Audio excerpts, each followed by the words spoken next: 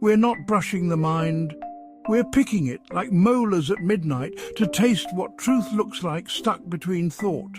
The empath doesn't ask, why am I like this? They should ask, whose pain am I carrying? Because the unconscious doesn't respect fences. The ego loves a picket gate, but the self, it walks through walls, dreams, symbols, tremors. It speaks the tongue of the collective, and the empath is its translator. The corridors of the psyche look like walls, but they're a house inside you, not you inside the house. A trap? Only to the untrained eye. For the empath, the exit's never the door, it's the slide gate. It appears when the watcher stops running and simply sees. Observation is rebellion. Awareness is liberation. The empath doesn't escape, they remember. They remember they're not boxed in, they're boxed around it. Empaths don't break. They bend with everything others pretend doesn't exist. They think they're broken. But what they really are is permeable. To what? To what everyone else has learned to ignore. This isn't weakness. This is design. This is the initiation wound. Where the alchemy begins, they fall into the underworld belly of confusion, where the shadow lives, not metaphorically, literally. There is a place, you know, in the psyche, real, mapped and, well, populated with what they call autonomous complexes. These are not daydreams. They walk, they hunger, they project when denied. They are our semi-independent entities born of trauma, buried in silence, hungry for voice. The empath, with their soft walls, becomes the unwilling host, not just for one person's pain, but for family legacies, cultural pain, generational betrayal. But here, in the ache, in the unspeakable, lies the key.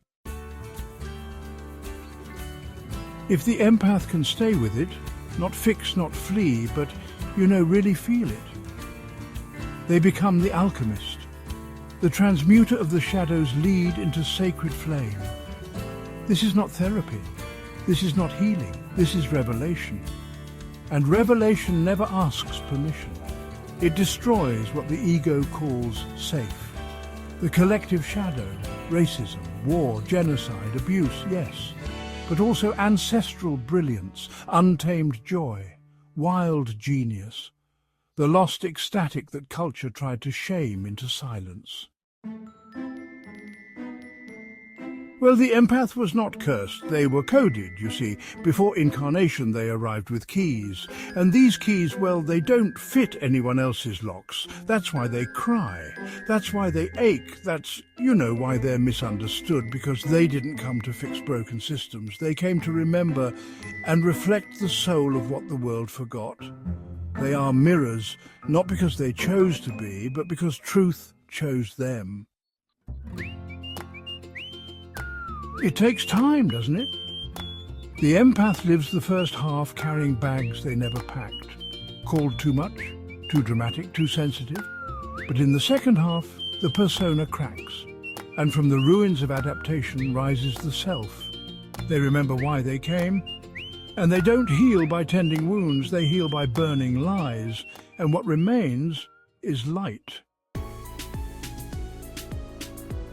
You're not here to fix the broken, you're here to expose the truth that hides within the very walls you thought confined you. The corridor was never a cage. It was a corridor of remembrance. The empath doesn't just feel for others. They awaken the world to what it tried to forget. Not with noise, but by walking through the underworld and carrying the spark out without shame. The slide gate opens only when the fire burns through every last illusion. And from that smoke rises the one who never was broken, just built to remember. I am CMJ.